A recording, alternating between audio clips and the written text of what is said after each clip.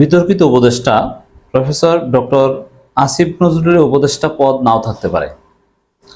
আসিফ নজরুল নিজেই এখন সে আশঙ্কায় আছেন, তিনি প্রচণ্ড ভয় পেয়েছেন।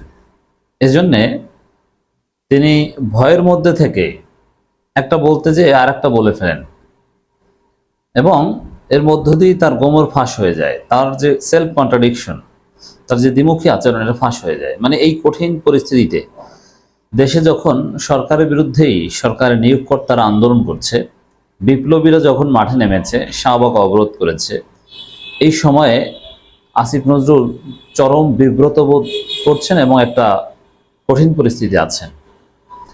অ্যাট দি সেম টাইম এই ভোলাটাইল মোমেন্টকে কাজে লাগিয়ে আসিফ নজরুলের যারা প্রচণ্ড বিরোধী, দেশপ্রেমের অংশ হিসেবেই যারা বিরোধিতা করছেন, সাংবাদিক ইলিয়াস কিংবা at least to some extent Pinaki Bhattacharya, তারাও আসিফ নজরুলের পদটা খেয়ে দেওয়ার জন্যে, বিশেষ করে ইলিয়াস, উঠে পড়ে লেগে আছে। এবং ছাত্র জনতার যে অবস্থান শাহবাগে, এর আগে যমুনার সামনে, সেখান থেকেও আসিফ নজরুলকেই দায়ী করা হয়েছে। আসিফ নজরুলের উপরেই আক্রমণ বা তিনি লক্ষ্যবস্তু। এই জায়গাটা বিবেচনা করলে আমরা মোটামুটি স্পষ্ট যে আসিফ নজরুল তার পদ নিয়ে ঝুঁকিতে আছেন। শুধু এটা না, আসিফ নজরুল যে নিয়োগ বাণিজ্য করেছেন, বিতর্কিত নিয়োগগুলো দিয়েছেন, তিনি এমন ভাব নেন যে ধোয়া তুলসী পাতা, অথচ বিভিন্ন জায়গায় তিনি নিয়োগে হস্তক্ষেপ করেছেন। এটা অনেকটা স্বীকারও করেছেন। যেমন শিল্পকলা একাডেমির মহাপরিচালক নিয়োগ দিয়েছিল কে? দ্যাট ওয়াজ ওপেন, যে আসিফ নজরুল একজন মুজিববাদী, একজন শেখ মুজিব প্রেমী শিল্পকলা একাডেমির মহাপরিচালক হয়েছিল বিকজ অফ আসিফ নজরুল। তো দর্শক, আমরা তো সহজে এটাই বুঝি জামাত ইসলামের নিবন্ধন মামলা এবং এটি মাজহারুল ইসলামের মুক্তি নিয়ে যে নাটক চলছে, এটা তো আর অন্য কোনো মন্ত্রণালয়ের অধীনে না, আইন মন্ত্রণালয়ের অধীনে। আসিফ নজরুলের একটা ফেসবুক পোস্ট, এই পোস্ট থেকে বিশ্লেষণ করে আমি দেখাবো যে তিনি কতটা ভয় আছেন, কতটা চিন্তায় আছেন। আমার বিরুদ্ধে কিছু মানুষের জঘন্য মিথ্যাচার ও আক্রমণাত্মক বক্তব্য সামাজিক যোগাযোগ মাধ্যমে প্রচার করছে। আমি আপনাদের সুস্পষ্টভাবে জানাতে চাই, মানে এই যে আমার বিরুদ্ধে মিথ্যাচার আক্রমণাত্মক বক্তব্য প্রচার করছে, মানে এইগুলো দেখে ভয় পেয়েছেন যে এইগুলোই মনে হয় আমার চাকরি শেষ হয়ে যেতে পারে। নইলে একজন উপদেষ্টা মন্ত্রী, তার বিরুদ্ধে কে কি বললো ওটা নিয়ে কখনো এভাবে ফেসবুকে তাকে লিখতে হয় না। কিন্তু এমন গোষ্ঠী বা এমন ব্যক্তি তার বিরুদ্ধে লিখছে যে যারা আসিফ নজরুলকে জয় বাংলা করে দিতে পারে। এই কারণে এখন তিনি স্পষ্ট বলছেন যে, মানে কথার লেখার ধরন দেখলেই বোঝা যায় যে তিনি কতটা ভয় আছেন, মানসিকভাবে অস্থিরতার মধ্যে আছেন। জঘন্য মিথ্যাচার ও আক্রমণাত্মক বক্তব্য সামাজিক যোগাযোগ মাধ্যমে প্রচার করছে। আমি আপনাদের সুস্পষ্টভাবে জানাতে চাই, খুনের মামলা আসামি সাবেক রাষ্ট্রপতি আব্দুল হামিদের বিদেশ গমনে বাধা দেওয়ার দায়িত্ব পুলিশ ও গোয়েন্দা এজেন্সিগুলোর, যা কোনোভাবেই আমার আইন মন্ত্রণালয়ের এখতিয়ারভুক্ত বিষয় নয়। আচ্ছা, আইন মন্ত্রণালয়ের এখতিয়ারের বাইরে তিনি মনে হয় কোনো কাজ করেন না। তাহলে শিল্পকলা একাডেমির নিয়োগ, বাসসের এমডি নিয়োগ, অমুক নিয়োগ, তমুক নিয়োগ, সব জায়গায় তিনি হস্তক্ষেপ করেন। আসিফ নজরুল নিজ মন্ত্রণালয়ের বাইরেও বিভিন্ন জায়গায় হস্তক্ষেপ করেন, এটা একটা আমরা জানি, ভিতর থেকে দায়িত্ব নিয়ে বলছি। তো এগুলো ধরা পড়ছে, এগুলো ধরা পড়ার কারণে আসিফ নজরুল স্টেটমেন্ট টিকবে না। এরপরে বাংলাদেশ একদম সিঙ্গাপুর আর নরওয়ে হয়ে গিয়েছে। বাংলাদেশ হচ্ছে নরওয়ে, ফিনল্যান্ড, যে আইনের কোনো ব্যত্যয় হয় না। আমেরিকাও না, নরওয়ে, ফিনল্যান্ড, নাকি আইসল্যান্ড, বাংলাদেশ, যে সব ঠিকঠাকভাবে চলে, যার ডিপার্টমেন্টের কাজ সে কাজ করে। আইন অনুযায়ী দায়িত্ব পুলিশ এবং এসবি বা এইসব গোয়েন্দা সংস্থাগুলোর, শুধু তারাই দায়ী, আর কেউ দায়ী না। এত সোজা বাংলাদেশ। বাংলাদেশ চলে এক দুই ব্যক্তির কথায়। যেমন বিএনপি ক্ষমতায় থাকতে দেশ চালিয়েছে তারেক রহমান আর খালেদা জিয়া। তারেক রহমান কিছুই ছিলেন না, কিন্তু তার কথাই all in all. Tarek Rahman কিছু বললে 2001 থেকে 2006 কোনো মন্ত্রীর কোনো কিছুর সাহস ছিল না। খালেদা জিয়া যেটা বলতেন ওটাই আইন, এটার উপর কেউ কিছু বলতে পারতেন। এবং এটা ফ্লোর ক্রসিং বা আর্টিকেল 70 মাধ্যমে এগুলো বাধ্য করছে। হাসিনার আমলে হাসিনাই তো বাংলাদেশ, তাই না? হাসিনার বাইরে কেউ কোনো কথা বলতে পারতো? এগুলো কিছু না, যে কোন ডিপার্টমেন্টের দায়িত্ব কারা পালন করবে তা না, এগুলো সব ওই ক্ষমতা যার আছে সে যা বলবে ওইটাই, কোন মন্ত্রণালয় কি, এগুলো ধৈর্যা। অতএব আসিফ নজরুল এমনভাবে কথা বলছেন যে বাংলাদেশ, ফিনল্যান্ড, নরওয়ে, পুলিশের কাজ পুলিশ করে, কুকুরের কাজ কুকুর করে, একজনেরটা আর একজনের জানে না। এই সব ব্যাখ্যা দিলে চলবে? আমার মন্ত্রণালয়ের অধীনে আছেন নিম্ন আদালতের বিচারকরা। আপনারা নিশ্চয়ই জানেন আদালতের বিচারকদের দায়িত্ব বিমানবন্দর পাহারা দেয়া না বা কারো চলাচলে বাধা দেয়া না। দেখেন, বিমানবন্দর পাহারা দেয়া, চলাচলে বাধা দেয়া মানে কতটা অস্থির হলে এটা আদালতের বিচারকদের কথা বলছেন। মানে তার মন্ত্রণালয়ের বাইরে তিনি কিছু জানেন না দুনিয়ার, তবে তাকে গালাগালি করে ওইটা কি তার মন্ত্রণালয়ে আছে নাকি, ওটা দেখেন কেন? মানে এগুলো ভয়ে বলছেন। মূল কথা হচ্ছে আসিফ নজরুল সব জায়গায় নাক গলান। আওয়ামী লীগ নিষিদ্ধকরণের সুযোগ রাখার লক্ষ্যে আইসিটি আইনে সংগঠনকে নিষিদ্ধ করার বিধান আইন মন্ত্রণালয়ের খসড়ায় ছিল।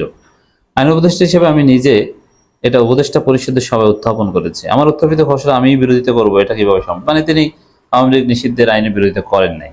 উপদেষ্টা পরিষদের সভায় কোন উপদেষ্টা কি ভূমিকা রেখেছে নিয়ে আমাকে ছাত্র উপদেষ্টাদের বা অন্য কাউকে দোষারোপ করা থেকে বিরত থাকা, মানে তাকে আর ছাত্র উপদেষ্টাদের এক কাতারে এনে ডিফেন্ড করার চেষ্টা করেন, এটা একটা কৌশল।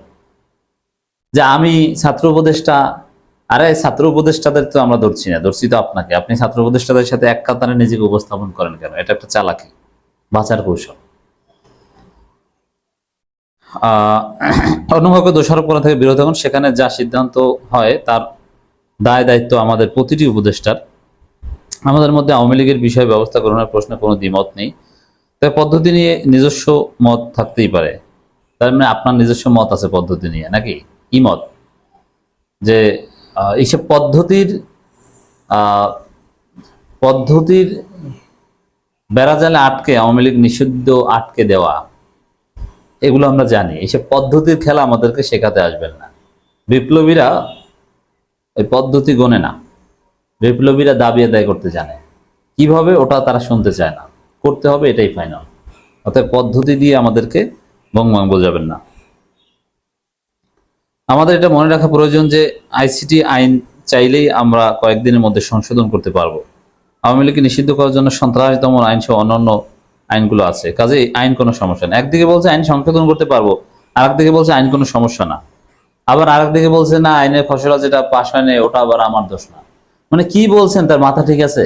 কন্ট্রাডিক্টরি কথা না? বলছে আইন সমস্যা না, আইন সংশোধন করব, আইন সংশোধন করতে পারি নাই। অর্থ কি দাঁড়ালো? এর মাথা ঠিক নেই, ব্যালেন্স নাই। রাজনৈতিক দলগুলো আওয়ামী লীগ নিষিদ্ধকরণ চাইলে বা বিচারিক আদালতে সম্পর্কে কোনো পর্যবেক্ষণ বা রায় আসলে অবশ্যই আইনানুগভাবে দ্রুত আওয়ামী লীগকে নিষিদ্ধ করা হবে। আমরা সেই প্রত্যাশা আছে ইনশাল্লাহ। দেখেন এখানে রাজনৈতিক দলগুলো এটার চালাকি, আসিফ নজরুল চালাকি করছেন, দেখবেন আসিফ নজরুলের চাকরি থাকবে না। দেখেন এই রাজনৈতিক দলগুলো আওয়ামী লীগ নিষিদ্ধকরণ চাইলে, আচ্ছা ছাত্রলীগ নিষিদ্ধকরণ বিষয়ে কি রাজনৈতিক দলগুলোকে জিজ্ঞেস করা হয়েছিল, বৈঠক করা হয়েছিল? হয়নি। তাহলে এখন আওয়ামী লীগ নিষিদ্ধ করবে, সরকারের এখতিয়ার আছে, তাতে রাজনৈতিক দলগুলোর সাথে বৈঠক করবে কেন? এরপর আসেন, কোন দল কি বলেছে যে আওয়ামী লীগ নিষিদ্ধ করলে আমরা হরতাল করব? আচ্ছা আওয়ামী লীগ নিষিদ্ধ করুন, বিএনপির বাপের সাহস আছে জিয়াউর রহমান কবর থেকে উঠে এর প্রতিবাদ করতে পারবে?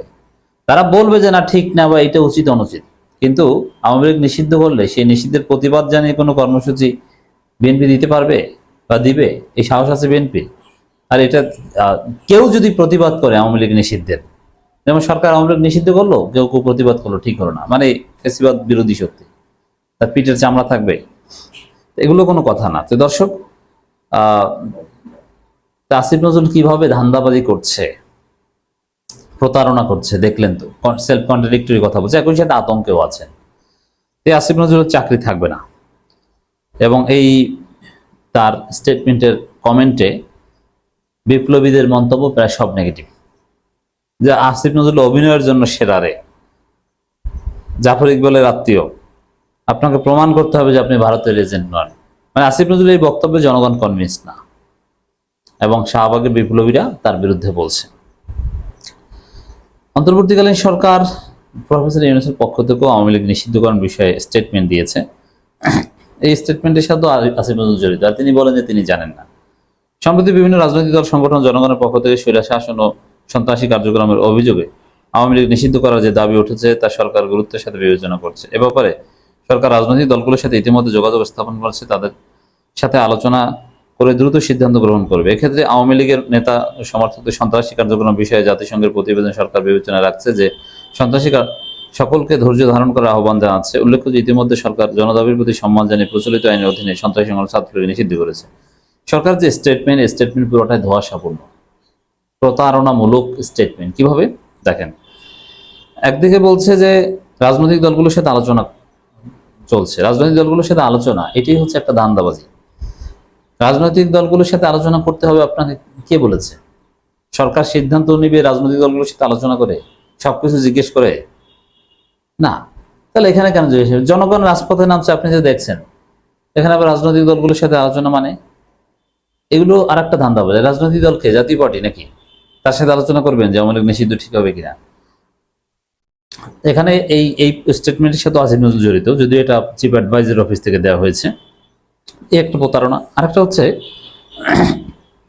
জাতিসংঘের প্রতিবেদন আমলে নিচ্ছে, স্টেটমেন্টে বলা হয়েছে। এখন মনে রাখবেন যে জাতিসংঘের প্রতিবেদন যেরকম আওয়ামী লীগের সন্ত্রাসী উঠে এসেছে, আবার আওয়ামী লীগকে আমরা যে কিছু জয় বাংলা করেছি ওটা কিন্তু উঠে এসেছে। এই 1400 মানে কি? এই 1400-র মধ্যে আওয়ামী লীগও আছে, পুলিশও আছে। তাহলে জাতিসংঘের প্রতিবেদন আমরা এত গুরুত্বের সাথে না নিই। আবার জাতিসংঘের রেকমেন্ডেশন আছে ওই প্রতিবেদনে, যে কোনো দল নিষিদ্ধ করা যাবে না। তাহলে জাতিসংঘের প্রতিবেদন দিয়ে কি বোঝাতে চান? আর এখানে কিসের কোন বালের প্রতিবেদন আমরা দেখি না? হাসিনা কি করেছে, আওয়ামী লীগ কি করেছে, এটা আবার প্রতিবেদন লাগবে কিসে এদের নিষিদ্ধ করতে? কয়েকদিন আগের ঘটনা চোখের সামনে দেখেছি আমরা, ভিকটিম। আবার কিসের প্রতিবেদন লাগবে? সরকার নিষিদ্ধ করবে, ছাত্রলীগ নিষিদ্ধ প্রতিবেদন লাগছিল? এগুলো প্রতারণা। এছাড়া সরকারের পক্ষ থেকে মানবতা বিরোধী অপরাধের সঙ্গে জড়িত সংগঠনের বিরুদ্ধে ব্যবস্থা গ্রহণের জন্য আন্তর্জাতিক অপরাধ আদালতের আইনে প্রয়োজনীয় সংশোধনী আনার উদ্যোগ নেওয়া হয়েছে। ফেসিবাদ সরকার সাবেক রাষ্ট্রপতি ও হত্যা মামলার আসামি আব্দুল হামিদের বিদেশ গমন সম্পর্কে জনমনের বিষয়ে ক্ষোভ সরকার অবগত। এই ঘটনার সাথে জড়িতদের সকলের বিরুদ্ধে উপযুক্ত আইনানুগ ব্যবস্থা নিতে সরকার বদ্ধপরিকর। আব্দুল হামিদের বিদেশ গমনের সাথে সরকার উচ্চ পর্যায়ে জড়িত। আব্দুল হামিদ কোনো চোর না, আর কোনো ভারতীয় বর্ডার থেকে পার হননি, ভিআইপি ইমিগ্রেশন পার হয়ে বের হয়েছে। তবে এসব ভং বোঝানো যাবে না জনগণকে। রাজনীতির ফয়সালা হবে শাহবাগে।